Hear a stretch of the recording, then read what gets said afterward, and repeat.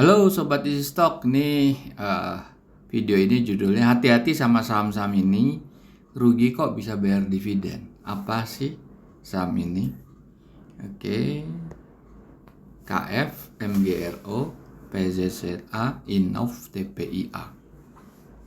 Rugi dia, memang rugi. Tapi bayar dividen. Dividen yieldnya itu 1% dari harga waktu ini dibuat ya, karena kan dividen yield itu kan harga beli kita, dividen per share-nya dibagi harga belian kita gitu, ya kan? Kenapa bisa begini? Lantas pertanyaannya kan, dapat dari mana uangnya? Nyolong kah? Maling kah? Pinjem lah, dapat dari tabungan kah? Bisa terjadi kan? Tapi kenapa harus bayar dividen kalau rugi? Gitu kan? Kalau KF itu kan Kimia Farma ya, perusahaan BUMN. Oke, kita akan melihat dari sudut pandang analisa fundamentalnya Benjamin Graham dengan security analysis bukunya dan intelligent investor, dua buku pegangannya Warren Buffett untuk menghitung nilai wajar saham yang listed di bursa, berapa nilai wajarnya. Tapi kalau negatif ya kita tergantung daripada neracanya kuat nggak. Kalau neracanya kuat meskipun rugi, itu kan namanya price book value, berarti working capitalnya kuat, pasti nggak boleh defisit working capitalnya. Paling tidak kan itu kan, berarti yang tersisa berapa working capital, bisa nutup rugi apa enggak gitu. Nah kalau di analisanya Benjamin Graham, yang diekstrapolasi kan sisi earningnya, sisi neraca tidak diekstrapolasi. Oke? Nah ini ada aplikasinya yang running di Android mobile, itu Easy Stock, dan sekarang belum masih under maintenance ya di Google Play Store. Silakan request lewat video ini, nanti kita bagikan linknya. Anda bisa melihat 834 saham yang listed di bursa. Anda bisa melihat perbandingan antara harganya dengan nilai wajar tertinggi dan terendah berdasarkan analisa fundamentalnya Benjamin Graham yang dipakai Warren Buffett. Oke, kita lihat ini kan. Coba kita lihat KF. Kita lihat aja satu-satu. KF turun terus. MGRO fluktuatif. PZZA turun terus. Innov turun terus. TPIA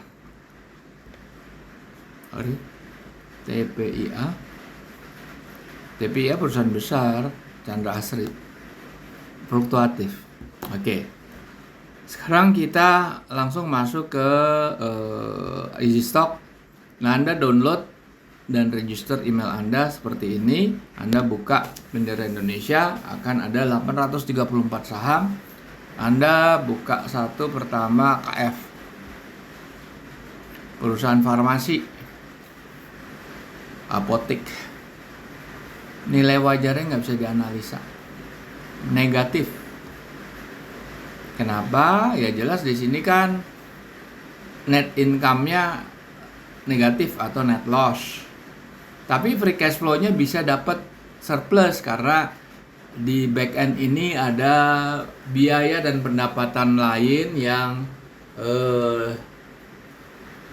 yang seharusnya masuk atau seharusnya dikeluarkan, dan seharusnya memang ditambah gitu, kira-kira begitulah ya.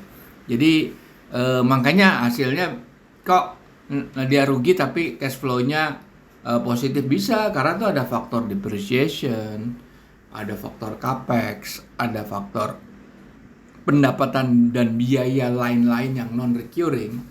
Oke. Sekarang kalau kita lihat net current assetnya 6,2 triliun, dia sudah defisit working capital. Nah, kalau free cash flow-nya cuma 39 miliar, sedangkan defisitnya itu working capital tuh aja hampir 1 triliun, belum ditambah utang jangka panjangnya 4,3 triliun, ini udah pasti collapse perusahaan ini. Ya kan, collapse. Profit marginnya juga 2,5%. Nah, perusahaan ini memang harus bayar dividen karena Menek BUMN mewajibkan dia bayar dividen. Dia ngambil dari mana duitnya? Ada res utang. Dia akan berhutang untuk bayar. Karena dia nggak punya uang cash.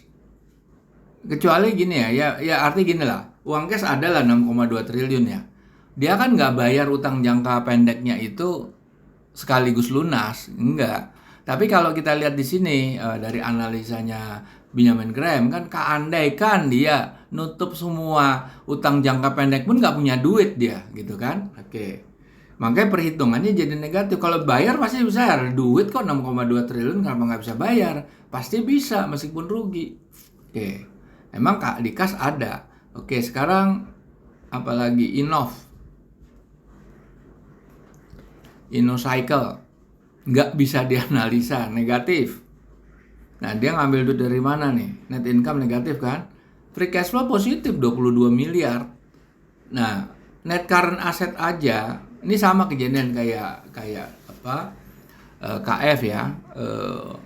Jadi sebetulnya entah ini ada unsur kesengajaan atau tidak, bisa aja ini dibikin rugi untuk menghindari pajak. Mungkin sekali loh itu, tapi tetap bayar dividen karena shareholdernya minta, memaksa, mewajibkan untuk bayar pajak.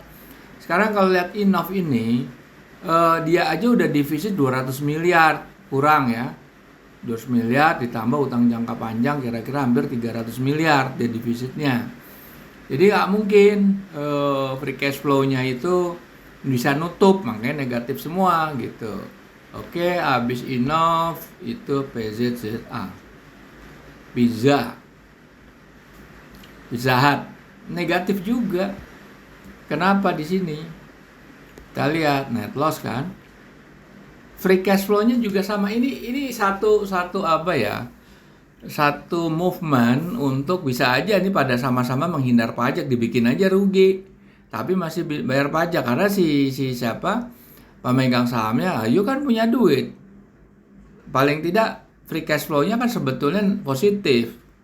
Dan Anda punya duit di net current asset kan, itu kan liquid di net current asset itu. Tapi utangnya, nah sekarang di modal kerjanya aja defisitnya 300 miliar. Belum ditambah utang jangka panjang yang hampir 700 miliar. Kan hampir 1 triliun defisitnya dia. Nggak mungkin dia bisa survive. Oke, satu lagi apa? Kita lihat lagi MGRO, habis MGRO TPA, MGRO. MGRO. Nggak bisa juga dianalisa MGRO nih. Dia net loss, free cash flow net loss, working capital deficit udah lebih hancur nih. Ini bukan menghindar pajak, memang dia nggak bisa, emang dia mencetak rugi. Sekarang net income 82 miliar, net loss ya 82 miliar. Free cash flow-nya agak mendingan 24 miliar defisitnya. Gitu. MGRO paling hancur. Jadi duitnya dari mana nih coba ini MGRO? Memang net current assetnya kan ada 1,2 triliun, ya bayar aja pakai itu dulu. Masalah utang ya urusan belakang kan, dia kan bisa nyicil. Apakah kemudian bisa survive? Walau alam. Kayaknya dengan profit 1,1 nggak mungkin bisa survive dia ke depan. Gimana survive dia? Dia nutup kerugian kalau tiap tahunnya profitability-nya cuma 1%. Kita lihat aja yang tahun-tahun berikutnya ya. Mampu nggak dia survive? Kita lihat nih. Kita mau lihat berapa sih sebetulnya 1,2, dia nggak akan bisa survive ini, perusahaan ini. Nggak mungkin dia bisa survive. Karena apa? Profitability-nya cuma 1% net profit marginnya. Oke? Kita lihat TPIA, ini perusahaan paling besar ini, TPIA, Chandra Asri. Nah, ini tidak negatif. Ada negatifnya di nilai wajar terendahnya. Ini beban jangka panjang nih. Oke. Harganya terlalu tinggi nih. Terlalu overvalue. Di sini dia punya net current assetnya kuat ya. Dia punya surplus hampir 20 triliun. Cuma utang jangka panjangnya 23 triliun. Berarti kan defisitnya 3 triliun neracanya kan? Betul. Dia rugi, net income-nya rugi 2,2 miliar. Free cash flow-nya defisitnya 560 miliar. Kenapa ya? Di belakang itu ada biaya dan pendapatan yang non-recurring yang kita harus keluarkan di situ karena itu tidak menunjukkan core business-nya dia gitu ya. Profit marginnya kecil sekali nih. Ini nggak bisa survive nih perusahaan ini. Profit marginnya terlalu kecil. Coba ya tahun sebelumnya. 1,5%, gimana mau survive deh perusahaan kayak gini? Anda dagang cuma dapat untung 1%, gimana caranya? Berapa? 2,8, makin turun, malah rugi terakhir. Jadi ya perusahaan yang bayar dividen itu nggak selalu bagus. Lihat dulu. Kalau rugi, ya dia membayar dividen demi apa? Asal bos senang kan, bos yang punya saham atau yang punya perusahaan atau pemegang saham publik senang. Tapi harganya kan bukan masalahnya, harganya tuh udah di jack up tinggi banget gitu. Kalau kita lihat TPIA ini harganya pasti gila ini tuh TPIA. Sebetulnya ini ya apa ya? Susah lah, saham yang dijagain sama bandar, yang digoreng itu memang harganya bisa survive, bisa di maintain, nggak jatuh banget karena di balik ini siapa. Tapi apakah kita mau meresikukan uang kita di saham yang seperti ini yang sebetulnya dia berat ke depan, survivability-nya itu berat. Apakah dia bisa sustainability-nya itu rendah gitu. Saya pikir mendingan dihindari sama seperti ini. Oke, kita jumpa lagi di lain kesempatan.